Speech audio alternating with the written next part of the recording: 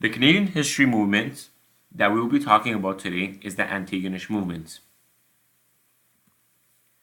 So jumping right in, the first thing that we'll be talking about are the founders of this historical movement for adult education. The individuals around the Antigonish movement were Moses Cody and Jimmy Tompkins.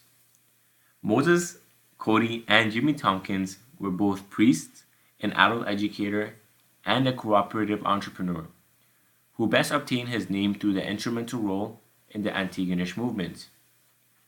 Now, you may ask, what is the Antigonish movement? Well, what its primary objective was to create a change in generation by resolving complete and completing tasks. This was primarily targeting adults with specification given to farmers, fishers, and minerals, as well as their local communities. Looking into the history, the movement had happened between the years of 1915 to 1939. This was where all the immigrants had came to Nova Scotia to make a standard of living. This movement allowed individuals to expand their knowledge and obtain new and acceptable economic and social skills to further improve their overall lifestyle. So what does that mean? Essentially, when they came to Nova Scotia, they wanted to expand their knowledge, expand their skills, expand their abilities. And to do this, they had to get some form of education, an education that can provide all these utilities to essentially get them that job that they need in order to enhance their everyday lifestyle. So this allowed those individuals to learn in a more educated program, as mentioned earlier. And in conclusion, it gave them the knowledge and skills to better perform as individuals.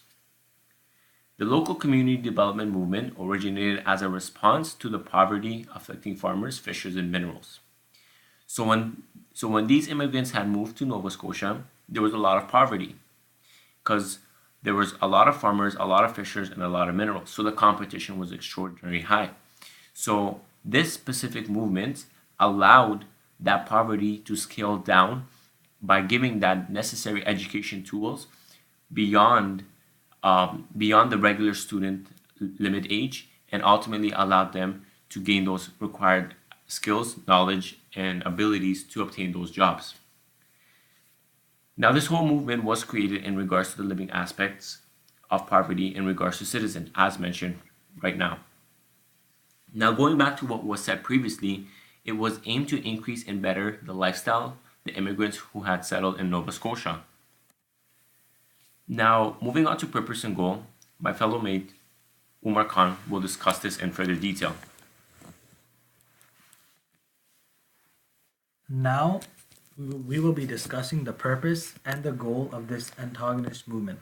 The primary goal of Moses and Tompkins was to impact how society viewed adult education, making it socially acceptable regardless of the age, the option of further enhancing skills to diversify lifestyle, as well as create a community of education which would further increase the economics, social, and overall life being of individuals in a more positive way.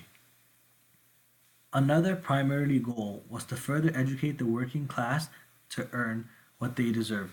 So saying that, back in these older days, not a lot of individuals who were fishers, farmers, they had not have the abilities and the skills to further better themselves in the work that they had done. They were immigrants who were working class, and the whole purpose of the antagonist movement was to give them the ability and the chance, as well as an education to further enhance their skills, enhance their knowledges, and enhance their abilities to become a better version of themselves so that when they were to step back into the economic society, they will have more of an advanced knowledge and skills, as well as learned abilities that they have learned through the antagonist movement to better themselves. In conclusion, its main overall purpose was to create and establish a more equal society for the current and future working generations to come. It allowed them to further seek guidance through the program, as well as initiate a better lifestyle for themselves as well as the economy. Moving on, we will be talking about the six principles, which is the philosophical movement of the antagonist. The six principles were the primacy of the individual, social reform must be through education, education must begin within the economic, education must be through group action, social reform involves fundamental change, and lastly, full and abundant life for everyone. When looking at social reform, we are observing it to make gradual changes or change in a certain aspect of society. Now, relating this back to the six principles, gradual changes or certain changes in specific areas in society, such as the economical standard of living, would be done through education. This is because this education will provide individuals the necessary tools and abilities to ultimately make that gradual change to further become successful. Moving on, we will now discuss the three main components of the antagonist movement, which was mass meeting, study clubs, as well as being a school for leader. When we talk about the mass meeting, we are talking about where in those meetings the staff worked with local people to organize meetings in school and churches. The study clubs typically met in members' homes with the goals of understanding the factors, keeping the members poor to identify solutions, make plans, and take actions.